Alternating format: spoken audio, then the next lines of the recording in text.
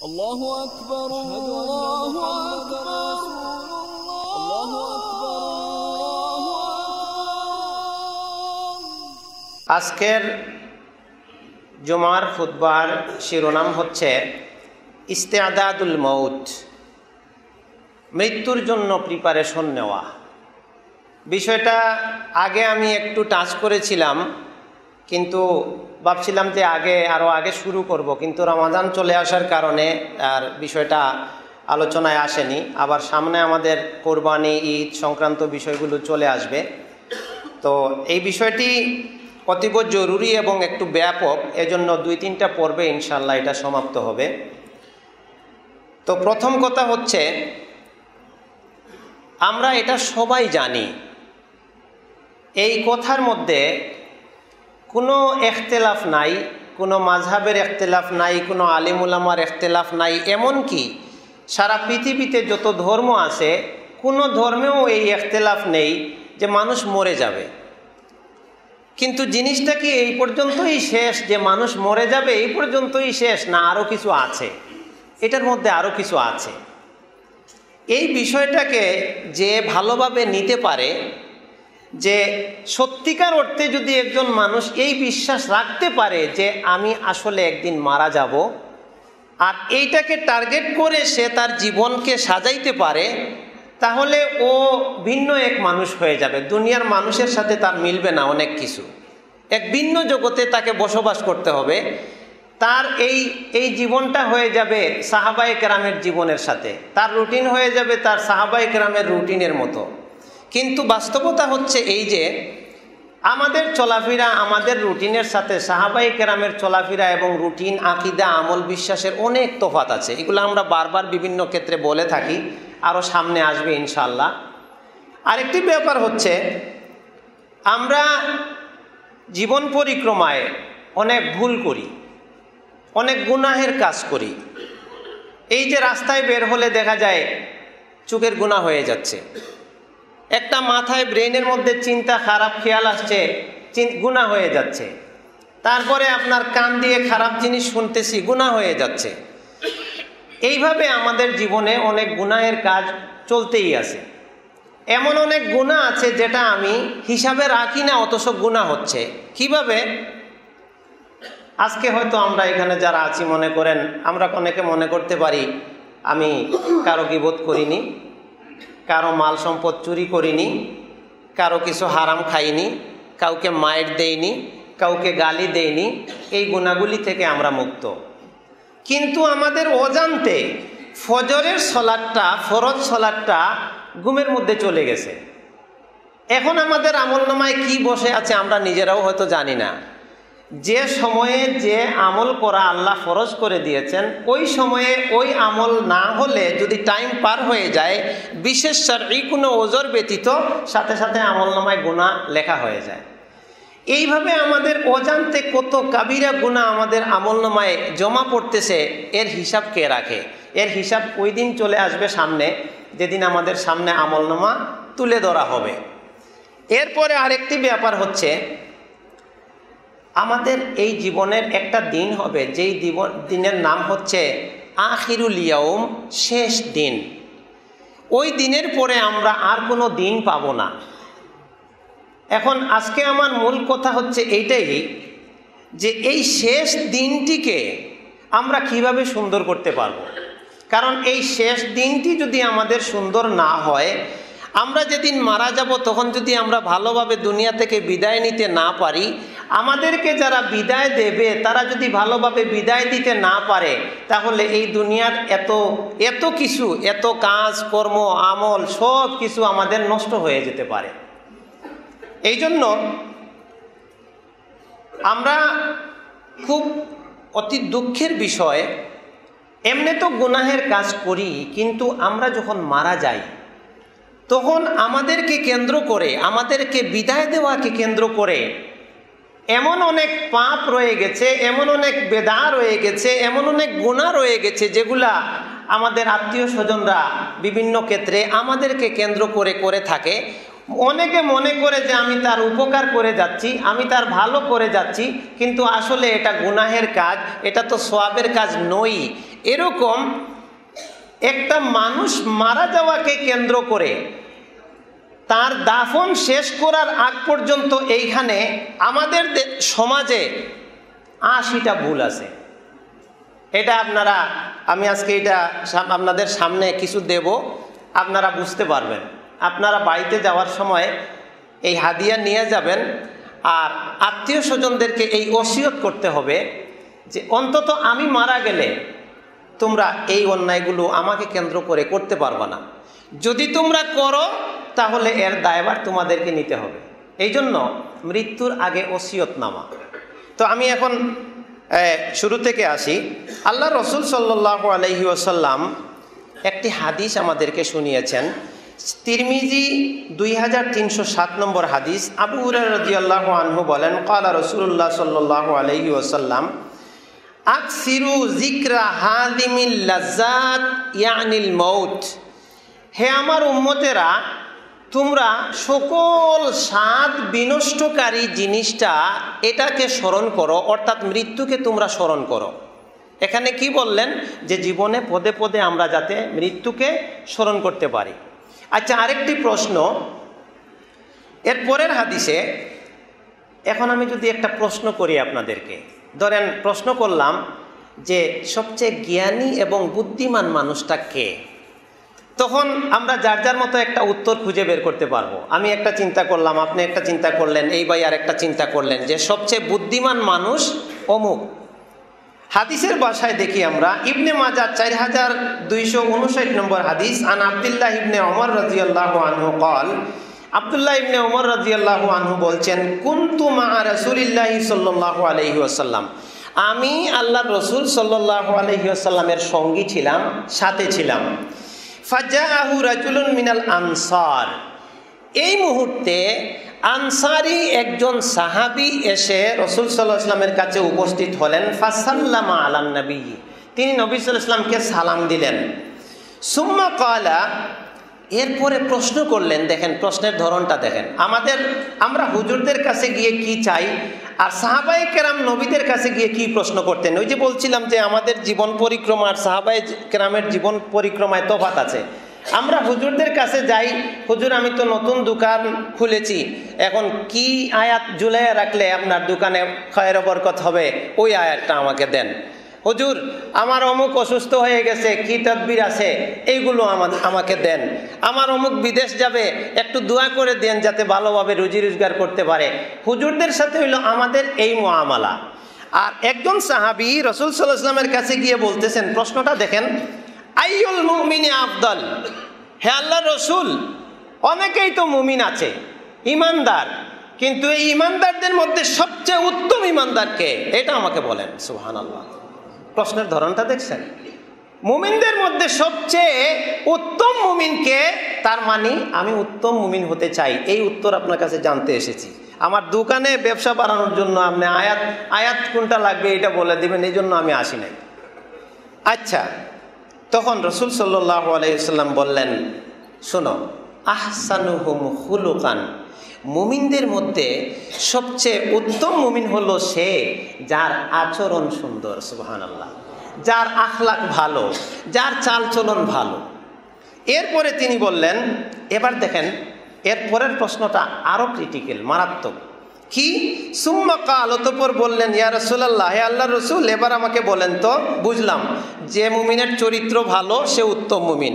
এবার বলেন, ফা আইয়ুল মুমিনি আকিয়াস, এই মুমিনদের মধ্যে, সকল মুমিনদের মধ্যে সবচেয়ে বুদ্ধিমান মুমিন কে? সুবহানাল্লাহ, বুদ্ধিমান মুমিন কে? রাসূল সাল্লাল্লাহু আলাইহি ওয়াসাল্লাম বললেন, আকসারুহুম লিল মাউতে যিকরান, মুমিনদের মধ্যে সবচেয়ে বুদ্ধিমান মুমিন হচ্ছে সে যে বেশি বেশি মৃত্যুকে স্মরণ করে। ও আহসানুহুম লিমা বাদাহু ইস্তিদাদান, এবং মৃত্যুর পরে তার প্রয়োজনীয় যে জিনিসগুলি লাগবে, তার যে সকল আমল লাগবে, এইগুলোর জন্য সে সর্বদা অনবরত চেষ্টায় লিপ্ত আছে, তার কোনো ফুরসত নাই, তার কোনো মুহূর্তই খালি নাই। আপনার এই বিশ্বকাপের খেলা দেখার মতো এই মুমিনের টাইম নাই হাতে। তার টাইম হচ্ছে যে আমার কোন সেকেন্ডে একামত শুরু হয়ে যাবে মসজিদে, কোন সেকেন্ডে আমি 2 রাকাত তাহিয়াতুল ওযু পড়তে পারবো, কোন সেকেন্ডে আমি একটু কোরআন তিলাওয়াত করে নেকি অর্জন করতে পারবো, কোন সেকেন্ডে আমি একটা হাদিস শিখতে পারবো, কোন সেকেন্ডে একজন আলিমের সুহবতে গিয়ে আমি কিছু নসিহত নিতে পারবো। এই জন্য সে পাগল। তার আপনার ওই আড্ডা দেওয়ার আর দোকানে বসে চা খাওয়ার আর দোকানে আপনার টেলিভিশন দেখে সিগারেট টানার মতো এই মুমিনের হাতে সময় নাই।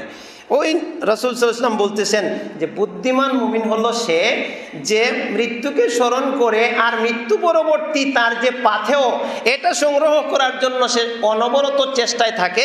এরপরে বলছেন উলাইকাল আকিয়াস, এরাই হচ্ছে জ্ঞানী মানুষ, এরাই হচ্ছে বুদ্ধিমান মানুষ। সুবহানাল্লাহ।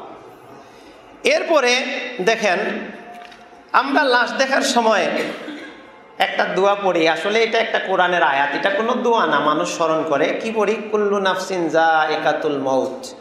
এটা একটা মেসেজ আল্লাহর। এই কথাটা কোরআন মজিদে 2 জায়গায় আসছে। সূরা আলে ইমরানের 185 নম্বর আয়াতে পাবেন, আর পাবেন সূরা আনকাবুত এর 57 আয়াতে। কুল্লু নাফসিন যায়িকাতুল মাউত, প্রত্যেক আত্মাকে মরে যেতে হবে। এরপর আল্লাহ সুবহানাহু ওয়া তাআলা বলছেন সুম্মা ইলাইনা তুরজাউন, মরাই শেষ নয়, তোমরা আবার আমার কাছে ফিরে আসতে হবে। আচ্ছা, সূরা আহজাবের 16 নম্বর আয়াতে আরেকটু বাড়িয়ে কথা বলা হচ্ছে, কুল লা ইয়ানফাকুমুল ফিরারু ইন ফারারতুম মিনাল মাউতি আওয়াল কাতল ওয়া ইযাল লা তুমাত্তাউনা ইল্লা কালিলা। হে দুনিয়ার মানুষ শোনো, তোমরা যে মৃত্যু থেকে পালাতে চাও, মানুষ কিন্তু মৃত্যু থেকে পালাতে চায়। ইয়াওয়াদ্দু আহাদুহুম লাউ ইউআম্মারু আলফা সানা, মানুষ চায় যে হায় রে হায় আমার বয়স যদি 1000 বছর হতো। যদি দেখে যে এখানে এদিকে গেলে একটা অ্যাক্সিডেন্ট হবে, জান নিয়ে পালায়, সব কিছু যাক, আমার জান নিয়ে আমি দৌড় দিই। মানে মৃত্যুর মুখোমুখি মানুষ হইতে চায় না।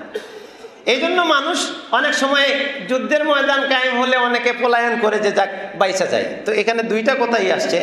আল্লাহ সুবহানাহু ওয়া তাআলা বলছেন দুনিয়ার মানুষ শোনো, তুমি যে মৃত্যু থেকে পালাতে চাও অথবা যে তুমি যুদ্ধ থেকে পালাতে চাও, তাতে তোমার কোনো লাভ হবে না।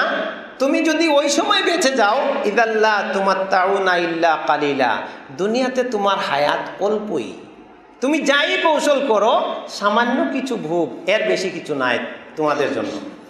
এরপরে সূরা জুমআ 8 নম্বর আয়াতে আল্লাহ সুবহানাহু ওয়া তাআলা আরেকটু এই কথাটারে আরেকভাবে বলতেছেন, কুল ইন্নাল মাউতাল্লাযী তাফিররুনা মিনহু, হে নবী আপনি মানুষকে জানিয়ে দিন, ইন্নাল মাউতাল্লাযী তাফিররুনা মিনহু, নিশ্চয় ওই মৃত্যু যা থেকে তোমরা পলায়ন করো, ফাইন্নাহু মুলাকীকুম, অবশ্যই সেটা তোমাদের সাথে মুলাকাত করবে, আলিঙ্গন করবে। এরপরে কি হবে? সুম্মা তুরাদ্দুনা ইলা আলিমিল গায়বি ওয়াশ শাহাদাহ, এরপরে দৃশ্য অদৃশ্যের জ্ঞানী মহান আল্লাহর কাছে তোমরা ফিরে যাবে। ফায়ুনাব্বিউকুম বিমা কুনতুম তা'মালুন, এরপরে তোমরা যা এই দুনিয়ার জীবনে কামাই রোজগার করেছো, যা অর্জন করেছো, নেকি গুনাহ সব তিনি তোমাদের সামনে হাজির করে দেবেন। সুবহানাল্লাহ। এরপরে আরেকটু, আচ্ছা এগুলো হলো স্বাভাবিক কথা। এখন মানুষ মরবে সবাই এটা জানে, কিন্তু মৃত্যুর অনুভূতিটা এক একজনের এক এক রকম। একজনে এই মৃত্যুর বয়ে গুনার দ্বারে কাছেও যায় না, না আমি আল্লাহর কাছে জবাব দিতে পারবো না। আরেকজন মোটামুটি ভয় করে, কিন্তু অনেক সময় দেখা যায় যে সমাজে মানুষ কি বলবে, এটা যদিও পাপ জানি কিন্তু সামাজিকতা রক্ষা করা লাগে, এখন কি করব, যা করে ফেলি, আল্লাহর কাছে মাপ চেয়ে নিব না, এই ধরনের কিছু ইমানদার আছে। বা আপনার চাপে পড়ে, বা আপনার দেখা গেল যে এমন একটা পরিবেশ পরিস্থিতি আসছে যে এখন যদি সে এই গুনার কাজ করে তাহলে মানুষ তাকে খারাপ বলবে। যেমন ধরেন একজন নেতা মানুষ, এখন তিনি নির্বাচন করবেন, এখন তার পুঁজি হইল জনগণের ভোট না পেলে তিনি নির্বাচন পাস করতে পারবেন না। এখন তিনি কি করবেন, এই সময় একটু বেশে চলবেন যে মানুষ আমারে যাতে অপরাধী না ভাবে। এই সময় তিনি একটু সালাত আদায় করবেন যাতে মানুষ আমাকে কি করে, মুসল্লি ভাবে। এই ধরনের এগুলা হচ্ছে লোক দেখানো ইবাদত এবং সাময়িক ইবাদত। এইভাবে মানুষ কিছু আল্লাহকে ভয় করে, কিন্তু আখিরাতে যাইয়া ইখলাস না থাকার কারণে এটা হয়ে যাবে জিরো। আবার কিছু মানুষ আছে মৃত্যুকে স্বীকার করে ঠিকই, কিন্তু তার পুরা জীবনটাই হচ্ছে ইসলামের উল্টা পথে চলা। তো এই কারণে আল্লাহ সুবহানাহু ওয়া তাআলা আরেক ধরনের মেসেজ দিলেন সূরা নিসার ৭৮ নম্বর আয়াত, আইনামা তাকুনু ইউদরিকুমুল মাউত। হে দুনিয়ার মানুষ, একটু শুনে রাখো, তোমরা যেখানেই থাকো, আইনামার অর্থ হচ্ছে যে কোনো জায়গায় তোমরা থাকো, ইউদরিকুমুল মাউত, মৃত্যু তোমাদেরকে পেয়ে বসবে। ওয়ালাউ কুনতুম ফি বুরুজিম মুশাইয়াদা, যদিও তুমি চতুর্দিকে বেষ্টিত একটা প্রকোষ্ঠের ভিতরেও ঢুকে পড়ো না কেন। আল্লাহু আকবার। দেখেন মানুষ কত কিছু আবিষ্কার করলো। আজ পর্যন্ত সারা পৃথিবীর বিজ্ঞানী একত্র হয়ে এমন কোনো একটা জায়গা নির্মাণ করতে পারলো না যে তারা বলতে পারে যে অমুক জায়গায় ঢুকে গেলে আর মৃত্যু হবে না। আপনার বিভিন্ন হাসপাতালে গেলে দেখবেন প্রতিদিন লাশ বের হচ্ছে, কারণ এই জায়গায় এমন এক যুদ্ধ যেখানে আল্লাহকে কেউ হারাইতে পারে না।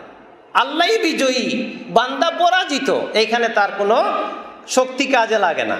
আচ্ছা, এই আয়াতগুলো আমাদেরকে কি মেসেজ দিল? যে আমরা দুনিয়া থেকে চলে যাব, যাওয়ার পরে কি হবে? আমরা শেষ হব না, আমরা আল্লাহর কাছে ফিরে যাব।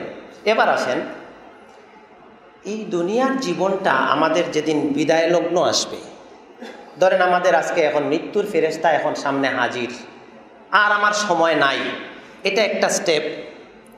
মৃত্যুর ফেরেশতা জান কবজ করার পরে আমাকে কিছুদিন কবরে থাকা লাগবে, তারপরে কবর থেকে আবার উঠতে হবে হাসরের ময়দানে, এটা একটা স্টেপ। বিচার হবে, হিসাব নিকাশ হবে, তারপর কেউ জান্নাতে চলে যাবে, আবার কেউ জান্নাতে, এটা আরেকটা স্টেপ। এই তিনটি স্টেপে দেখেন, এই দুনিয়ার সময়ে থাকতে দুনিয়াতে যে মানুষ তার সময়কে মূল্যায়ন করতে পারলো না, তার আমল সুন্দর করতে পারলো না, তার আখলাককে সুন্নাহ অনুযায়ী, তার জীবনকে কোরআন সুন্নাহ অনুযায়ী গঠন করতে পারলো না, এই মানুষটা মৃত্যুর সময়ও তার আফসোস, হাসরের ময়দানেও তার আফসোস, জাহান্নামে যাওয়ার পরেও তার আফসোস। আফসোস একটা, ভাষা ভিন্ন ভিন্ন। আল্লাহু আকবার। আয়াতগুলো যখন মিলালাম তখন দেখা যায় যে এক একটা বিষয়ের লিঙ্ক আল্লাহ সুবহানাহু ওয়া তাআলা এক এক আয়াতের সাথে যে কি সুন্দরভাবে সেট করে দিয়েছেন। আপনার এগুলোতে ব্যস্ত হলে আর অন্য কিছু আর মাথায় ঢুকে না। এখন দেখেন, ধরেন আমার আজকে জীবনের শেষ দিন, আমার এখন মৃত্যুর ফেরেশতা সামনে হাজির, আমি উল্টাপাল্টা করেছি, জীবন পার করে দিয়েছি, এখন মৃত্যুর ফেরেশতা হাজির হয়ে গেছে। এখন আমি মৃত্যুর ফেরেশতা আসার পরে কি বলতেছি দেখেন, হাত্তা ইযা জাআ আহাদাহুমুল মাউত। অনেক মানুষ এমন আছে যখন তার কাছে মৃত্যু আসবে, ক্বালা, সে বলবে, রব্বিরজিউন, আল্লাহ এখন তো মৃত্যুর সময় হয়ে গেছে, আমি বুঝতে পারতেছি ফেরেশতা এসে গেছে, কিন্তু আমার তো প্রস্তুতি নাই, আমাকে একটু পিছন দিকে ফিরিয়ে দেন। সূরা মুমিনুন 99 থেকে 100 আয়াত মিলায় নেবেন বাড়িতে গিয়ে। সে বলতেছে আমি তো অপ্রস্তুত। ওই যে শুরুতে বলছিলাম না যে মৃত্যুর প্রস্তুতি, আমরা একটা হাদিসে আছে যে কোনো মুমিনের একটি রাত্র এমন অতিবাহিত হওয়া উচিত না যে তার ওসিয়তনামা তার বালিশের পাশে নাই। আমি কার কার সাথে লেনদেন করেছি, কে আমার সাথে কত টাকা পাওনা, কার সাথে আমি দেনা, কার কাছে আমি নিজে পাই, কার সাথে আমার কি প্রতিশ্রুতি রয়ে গেছে, কোথায় কি আছে, হঠাৎ মরে গেলে অনেক কিছুর খবরই তো জানবে না। এই জন্য সব কিছু আপনার এমনভাবে আমাদের জীবনটা গুছিয়ে রাখতে হবে, এমনভাবে আমার প্রত্যেকটা দিন এমনভাবে অতিবাহিত হবে যে এই মুহূর্তে আমি সম্পূর্ণ প্রস্তুত মুসলিম হয়ে মরার জন্য। আল্লাহ সুবহানাহু ওয়া তাআলা এই নির্দেশটাই আমাদেরকে দিয়েছেন যে ইয়া আইয়ুহাল্লাযীনা আমানুত্তাকুল্লাহা হাক্কা তুকাতিহি, হে ঈমানদারগণ যথাযথ আল্লাহকে ভয় করো, ওয়ালা তামুতুন্না ইল্লা ওয়া আনতুম মুসলিমুন, আর তুমি মুসলিম না হয়ে মৃত্যুবরণ করো না, আমার কাছে আইসো না। এখন আমাদের এই প্রতিদিনের এটা একটা প্র্যাকটিস হওয়া দরকার, নাইলে আমাদের জীবন কিন্তু শেষ হয়ে যাবে। এখন দেখেন এখানে তিনটা বিষয়।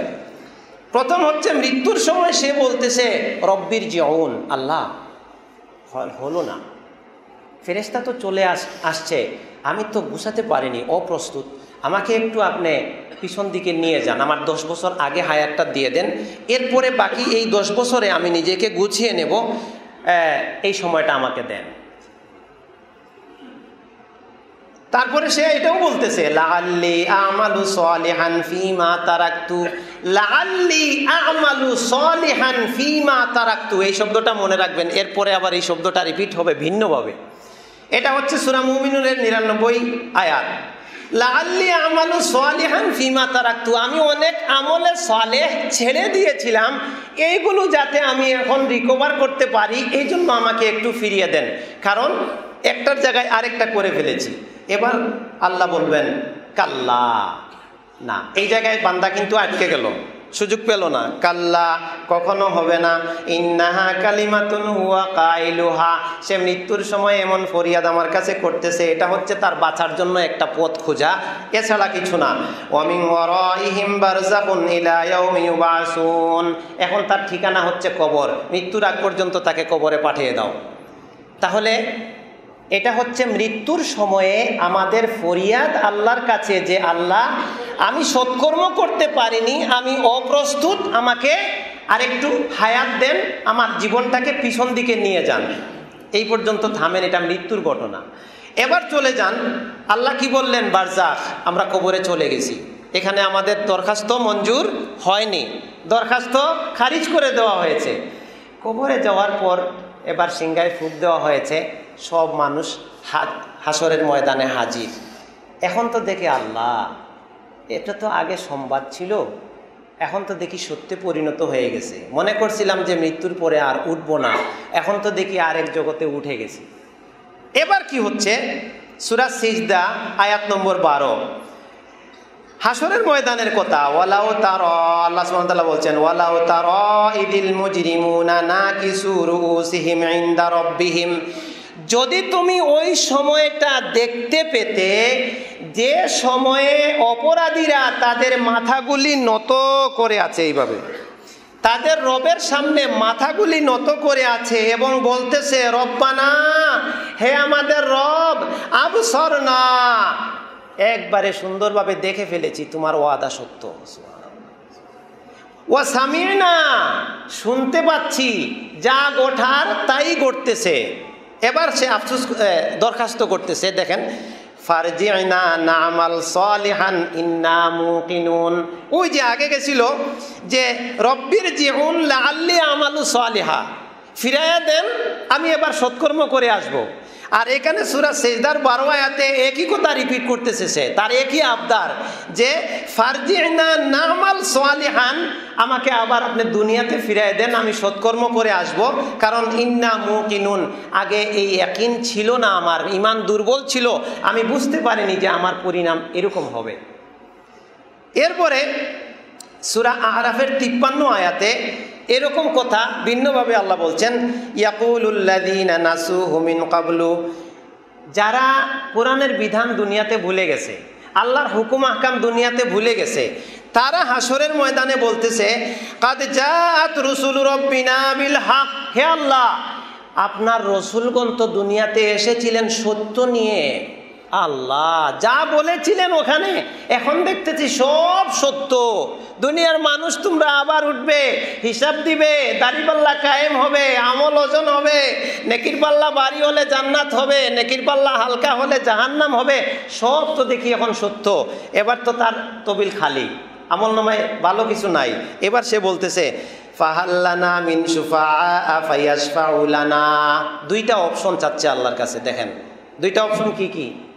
একটা অপশন হচ্ছে ফাহাল্লানা মিন শুফাআ ফায়াশফাউ লানা, এই দুই অপশনে মানুষ আল্লাহর কাছে ফরিয়াদ করবে যে আমাকে এখন কোনো সুপারিশকারী একটু দেন না, কেউ আছে কি না আমাকে সুপারিশ করার মতো, এই বিপদ থেকে আমাকে বাঁচাতে পারে।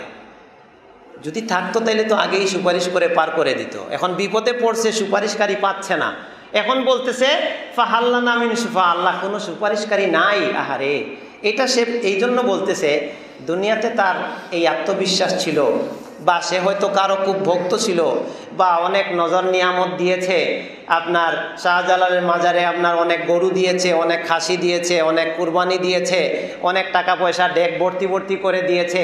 তার এই আকীদা ছিল যে এইখানে এগুলো দিলে আমার পরকাল নাজাত হয়ে যাবে, এইটা মনে করে বসে আছে, আর পাশে বসে বাঁশি বাজায় আর গাঞ্জা খায় আর সিগারেট টানে, চুলগুলিতে লাগাইছে জ্বর, নামাজের সময় নামাজ নাই, আর শয়তানির আকামের শেষ নাই। এবার বিপদে পড়ছে, বলতেছে আল্লাহ সুপারিশকারী তো এখন দেখতে পাচ্ছি না, নাই কেউ, কি ব্যাপার? এবার যখন এই পথ বন্ধ হয়ে গেল, সুপারিশকারী নাই, তখন দ্বিতীয় অপশনে যাচ্ছে সে। দ্বিতীয় অপশনে গিয়ে বলতেছে আল্লাহ আও নুরাদ্দু ফানামালা গায়রাল্লাযী কুন্না নামাল, আমাকে তাহলে সুপারিশকারী যেহেতু আমি পেলাম না, তাহলে আমাকে একটা কাজ করেন আপনি, কি? আমাকে আবার দুনিয়াতে পাঠিয়ে দেন। তখন আমি কি করব? ফানামালা গায়রাল্লাযী কুন্না নামাল, আগে যে আমলের রুটিন ছিল আমার, এখন আমি উল্টে অন্য আমল করব। আমি দুনিয়াতে এখন কি করতেছি? আমরা এশার সালাত দিয়ে দিনের কাজ শেষ হবে, এটা হচ্ছে আপনার মুমিনের রুটিন। কিন্তু আমরা এশার সালাতের পরে কাজ কাম অনবরত চালিয়ে যাচ্ছি, গল্প অনবরত চালিয়ে যাচ্ছি। এবার 12টা, 1টা, 2টা বাজে, খাওয়া দাওয়া করে বিছানায় যাই, মুয়াজ্জিন ফজরের আজান দিয়ে দিয়েছে, আর সলাতু খায়রুম মিনান নাওম, আমার হুঁশ নাই, আমি ঘুম থেকে উঠেছি 8টায়, 9টা বাজে। আর আল্লাহর রুটিন ছিল ফজরের সময় মুমিন মসজিদে থাকবে, আর বান্দার রুটিন হচ্ছে ফজরের সময় মুমিন ঘুমের ঘরে থাকবে। এখন বলতেছে আল্লাহ আমি তো গোলমাল করেছি, আমার রুটিন আমি নিজে পরিবর্তন করে দিয়েছিলাম। এগুলো বাস্তব কথা না। আপনারা গ্রামে গঞ্জে শহরে বন্দরে দেখবেন না, ফজরের সময় মসজিদগুলোতে গিয়ে দেখেন কি অবস্থা, এক কাতারও হয় না। যেখানে আপনার জোহরের সময় 3-4 কাতার মানুষ হয়, ফজরের সময় 1 কাতার হয়। এরা কই থাকে? তো এখানে সে বলতেছে আল্লাহ আমার রুটিন আমি উল্টাপাল্টা করছি, এবার আমাকে ফেরত দেন, আমি ভিন্ন আমল করে আসব। আচ্ছা, আল্লাহ বলবেন না, এটা কোনো সুপারিশ তোমার কাজে লাগবে না।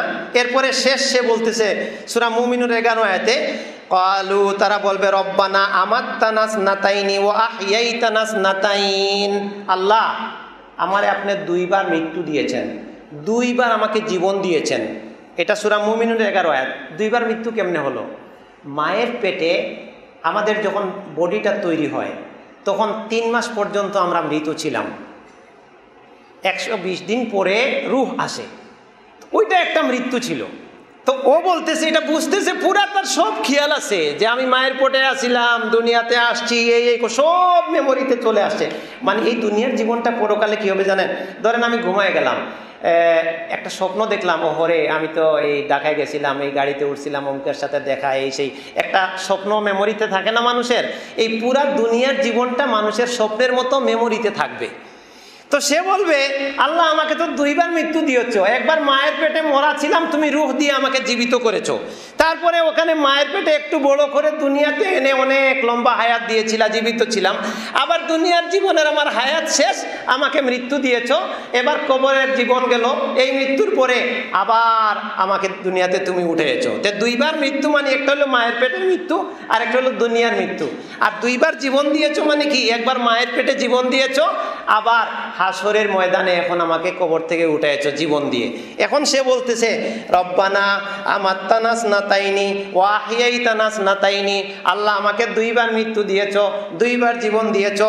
ফাতারাফনা বিযুনুবিনা, আমি যে অপরাধী ছিলাম, আমি যে অন্যায়কারী ছিলাম, আমি যে ধান্দাবাজ ছিলাম, আমি যে টাউটারি করতাম দুনিয়াতে, আমি যে বাটপারি করেছি মানুষের সাথে, আমি যে তোমার হক নষ্ট করেছি, স্ত্রীর হক নষ্ট করেছি, বাপ মার হক নষ্ট করেছি, ফাতারাফনা বিযুনুবিনা, সব গুনার স্বীকৃতি আমি দিচ্ছি, আমি অপরাধী। ফাহাল ইলা খুরুজিম মিন সাবিল, এখন এখান থেকে বের হয়ে এগুলা সংশোধনের কোনো পথ আছে কি? এবার বলো আমাকে। আল্লাহ, দেখছেন অনুভূতি, দেখছেন? আচ্ছা বলেন তো, এই আয়াতগুলি হচ্ছে কোনোটা মৃত্যুর সময়ের, কোনোটা হচ্ছে হাসরের ময়দানের, আর কোনোটা হচ্ছে জাহান্নামের। আর আল্লাহ আমাদেরকে জানিয়ে দিয়েছেন কখন? 1400 বছর আগে, আমাদের জন্মের আগে থেকে আল্লাহ জানিয়ে দিয়েছেন। কি জন্য? খালি বিশ্বাস করলাম মৃত্যু আছে আর যা ইচ্ছা তা করলাম, এই জন্য? একটু মিলাইবেন যে আসলে আমাদের আসলে জীবন কোন দিকে চলে যাচ্ছে। এবার এই গেল হাসরের ময়দানে, এবার শেষের দিকে আসি। জাহান্নামে মানুষ চলে যাবে, জাহান্নামে যাওয়ার পরে সে বলতেছে ওয়াজিয়া ইয়াউমাইযিন বিজাহান্নাম, সেদিন জাহান্নাম উপস্থিত হবে। ইয়াউমাইযিন ইয়াতাযাক্কারুল ইনসানু ওয়া আন্না লাহুয যিকরা, সেদিন উপদেশ গ্রহণ করতে চায় যে আল্লাহ এখন ভালো হয়ে যাব, এখন ভালো হয়ে যাব। আল্লাহ বলছেন কিভাবে এটা সম্ভব? এটা সূরা ফাজরের 23 থেকে 25 নম্বর আয়াত। এরপরে সে বলতেছে ইয়াকুলু ইয়া লাইতানি, সে বলবে হায় রে আমার আফসোস। লাইতানি শব্দের অর্থ যেখানে পাবেন এটা আফসোসের জন্য ব্যবহার হয়, আক্ষেপ, পরিতাপ, আহাজারি। আমাদের ভাষায়, সিলেটের ভাষায় একটা কথা আছে না, আহাজারি করতে করতে শেষ। এই আহাজারির শব্দটা হচ্ছে ইয়া লাইতানি, হায় রে আফসোস, হায় রে আক্ষেপ। কাদ্দামতু লি হায়াতি, আমার হায়াতটাকে যদি আমি ফিরে পেতাম, আমার জীবনটাকে যদি আমি ফিরে পেতাম। এবার আল্লাহ বলবেন ফায়াউমা ইদিল্লা ইউআদ্দিবু আযাবাহু ওয়াল আহাদ ওয়ালা ইউসিকু ওয়াসাকাহু আহাদ। শুনো, তুমি যে আকাম কুকাম করে আসছো, আজকে তোমার বাদন ছাড়া কোনো উপায় নাই। আজকে এমন বাদ খাবা, এই বাদ আর কেউ দেয় নাই। মানে শিকল পরায় না পুলিশে, শিকল পরায় থানায় নিয়ে যায়। এখন যদি আপনার ক্ষমতাসীন কেউ উপরে থাকে, ফোন করে দেয়, ও আমার লোক ছাড়ে দেন, ছেড়ে দিল। অথবা যদি বড় জোর তাইলে রিমান্ডে নেয়, তারপরে হাজতে দেয়, যাবজ্জীবন দেয়, নাইলে বড় জোর আপনার ফাঁসি দিয়ে দেয়। কিন্তু অনেকে কি করে, আপনার ঘুষ দিয়া, আপনার টাকা খাওয়াইয়া, বিভিন্নভাবে ক্ষমতার দাপট দেখাইয়া আপনার বের হয়ে যায়। তা আল্লাহ সুবহানাহু ওয়া তাআলা বলতেছেন তুমি আগে যে শিকল পড়ছিলা, দুনিয়াতে একবার ধরা খাইছিলা, এই ধরার শিকল পরার আর আজকের শিকল পরার ভিন্ন। ওইখানে তুমি ছুটতে পারছিলা, আজকে তুমি ছুটতে পারবা না এই শিকল থেকে। এমন শিকল তোমাকে পরানো হবে যে শিকল আর কোনোদিন তুমি দেখো নাই, কোনোদিন তুমি পরো নাই। এমন আযাব, এমন রিমান্ড তোমাকে দেওয়া হবে যে আযাব আর রিমান্ড তুমি জিন্দেগিতে কোনোদিন দেখো নাই এবং শোনো নাই। এবার সূরা ফাতিরের 37 নম্বর আয়াত, এই পয়েন্টের শেষ আয়াত। এরপরে আমি এটা আবার একটু মিল দিয়ে দিচ্ছি আপনাদেরকে। ওয়াহুম ইয়াস্তারিখুনা ফিহা, এটা জাহান্নামের গভীরের কথা। সূরা ফাতিরের 37 নম্বর আয়াত। জাহান্নামের গভীর থেকে মানুষ চিৎকার দিচ্ছে। ইস্তেরাখ শব্দের অর্থ হচ্ছে খালি চিৎকার করা, হাহুতাশ করা, আফসোস আর চিৎকার। তারা বলতেছে ইয়াস্তারিখুনা ফিহা রব্বানা আখরিজনা, হে আল্লাহ জাহান্নামে আর কষ্ট সহ্য হচ্ছে না, এখানে আযাব আর সহ্য করতে পারতেছি না। আখরিজনা, আমাদেরকে বের করে দেন, আমরা দুনিয়াতে চলে যাই। নামাল সালিহান গায়রাল্লাযী কুন্না নামাল। আবার ওই একই কথা, আবার ওই একই কথা। সূরা মুমিনুনের আয়াতে আপনার 100 এবং 99 আয়াতে বলা হয়েছিল আল্লাহ সৎকর্ম করব, মৃত্যুর সময় হয়ে গেছে, আমি চলে আসতে আমি প্রস্তুত না, আমাকে ফিরিয়ে দেন। হাসরের ময়দানে একই কথা, আল্লাহ যা আমল করছি ভিন্ন আমল করব, আমাকে ফিরিয়ে দেন। জাহান্নামের গভীরে যেও একই কথা, আল্লাহ আমি ভুল কাজ করেছি, আমাকে ফিরিয়ে দেন। এখানে আল্লাহর উত্তরটা কি? আওয়ালাম নুআম্মিরকুম। আরে এই ব্যাকুল, এইবার আসেন, এইবার মূল জায়গায় আসছি। আওয়ালাম নুআম্মিরকুম, তোরে আমি একটি হায়াত দেই নাই, একটা জীবন দেই নাই? 30, 40, 50, 60 বছর দুনিয়াতে ছিলে না? তোর দাড়িগুলো পাকে নাই, দাঁত পড়ে নাই, তুই যৌবনকাল কাটাস নাই, ব্যবসা বাণিজ্য করস নাই, আপনার গাড়ি বাড়ি করস নাই, বান্দা তো এখন বুবা হয়ে গেছে। আসলে তো ঠিকই তো। তো আল্লাহ বলছেন এই সময় মা ইয়াতাযাক্কারু ফিহি, এই সময়টাই তোর জন্য যথেষ্ট ছিল এই পরকালের জিন্দেগিতে সুন্দর করার জন্য। সুবহানাল্লাহ। আমাদেরকে আল্লাহ যে হায়াত দিয়েছেন পরকাল গুছানোর জন্য, এই হায়াতটা যথেষ্ট, একদিনও বেশির দরকার নাই। কেন? কোনো মানুষ যদি নাবালক অবস্থায় মারা যায়, কোনো সন্তান, তাইলে ওর তো জাহান্নাম নাই। বরং কোনো মুমিনের সন্তান যদি নাবালক অবস্থায় মারা যায়, তার বাপ মার জন্য সে সুপারিশকারী হয়। সুবহানাল্লাহ। তে ঠকলো কোথায় সে? এখন সে তো আর বলতে পারবে না যে আমি তো আমল করার সুযোগ পাইনি, কারণ আল্লাহ তো তাকে জাহান্নামে দেননি। এবার সে পাগল হয়ে গেছে, তারও হিসাব নাই। ঘুমায় গেছে, তারও হিসাব নাই। আপনার বালিগ হয়নি, তারও হিসাব নাই। এখন হিসাব আমি সুস্থ হয়ে যাওয়ার পর এবং আমার ব্রেইন যখন কাজ করে তখন। এই যে এখন আমরা সুস্থ আছি, এবার আজকের রুটিন মিলান, আজকে আমার পাপ কি হচ্ছে, নেকি কি হচ্ছে। আজকের থেকে যদি আমরা একটা সুন্দর রুটিন করতে পারি, তাহলে আমাদের জীবনটা হয়তো ভালো যেতে পারে। এরপরে আরেকটা বিষয় হচ্ছে আল্লাহ তাআলা বলবেন ওয়াজা আকুমুন নাজির, তোমাদের কাছে তো ভীতি প্রদর্শনকারী আসছিল। এইখানে দেখেন নবীদেরকে বলা হয় বাশীরা ওয়া নাযীরা, সুসংবাদ দানকারী এবং ভীতি প্রদর্শনকারী। নবী তো এখন নাই, তাহলে এখন ভীতি প্রদর্শন কে করবে? নবীর ওয়ারিস যারা তারা করবেন, কোরআনের আয়াত দিয়ে করবেন, মানুষকে বুঝিয়ে দেবেন। এখন আমাদের কি করার আছে? এখন আমাদের করার হচ্ছে এই মৃত্যু উপস্থিত হয়ে যাওয়ার পরে এই মৃত্যুকে নিয়ে যে ভুলগুলি আছে এইগুলো থেকে বাঁচা, আর এখন থেকে সৎকর্ম করা। ভালো মৃত্যুর কতগুলি লক্ষণ আছে, এই লক্ষণগুলি আরেক জমা ইনশাল্লাহ আলোচনায় আসবে। আমরা আমাদের নেকামলগুলি সাজাবো। আর আজকে থেকে আমরা এখন যে জিনিসটা আমি আপনাদেরকে একটু টিপস দিচ্ছি সেটা হচ্ছে, একটা মানুষ মারা গেলে আমরা আমাদের আত্মীয় স্বজনরা আমাদেরকে নিয়ে যে ভুলগুলি, দুনিয়াতে এক ভুল হচ্ছে, আবার যদি মারা যাওয়ার পরে যদি আরও ভুল হয় তাহলে তো আরেক বিপদ। এই জন্য এই বইটা আপনার, এটা আমারই জীবনের শেষ দিনটি যেন ভালো হয়। এক একটা কপি করে নিয়ে যাবেন, পড়া না জানলেও আপনার ছেলে মেয়ে হয়তো পড়া জানে, এটা ঘরের মধ্যে তালকিন করে নেবেন। আর এই ওসিয়তটা করবেন যে আমার মারা যাওয়ার পরে তোমরা এই কাজগুলি করো না। কি আমি দুই একটা বলি, যেমন মৃত্যুর সময় যদি কেউ বিলাপ করে, চিৎকার করে, কান্নাকাটি করে, গাল থাপলায়, চুল থাপলায়, এটা একদম হারাম কাজ। ওই মৃত ব্যক্তির আযাব হয়, এটাকে বলে নিয়াহা। এরপরে এই লাশ যখন রাখে তখন লাশের পাশে দেখবেন অনেক জায়গায় আগরবাতি জ্বালায়, লাশের পাশে আগরবাতি জ্বালায় রাখে, এটা কোনো সুন্নাহ না। লাশ গোসল দেওয়ার পরে, কাফন পরানোর পরে তাতে সুগন্ধি দেওয়া যাবে, কিন্তু আগরবাতি ধোঁয়া জ্বালানোর কোনো সিস্টেম নাই।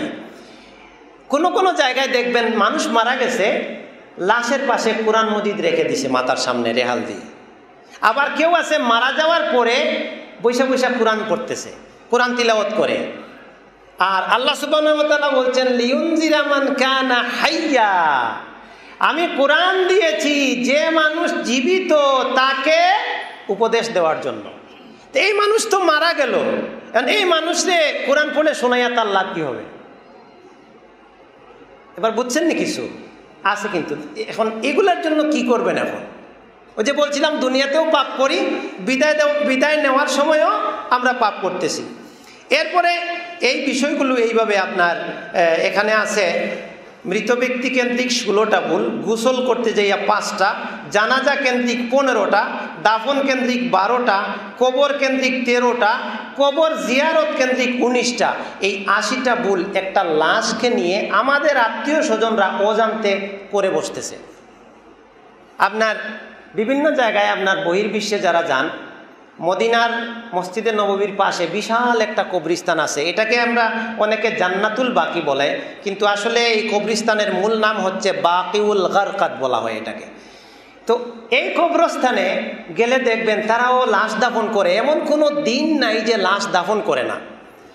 ওখানে একদিন দেখবেন জানাজাটা কেমনে পড়ায়, লাশটা নিয়ে কিভাবে দাফন করে আর কিভাবে চলে আসে।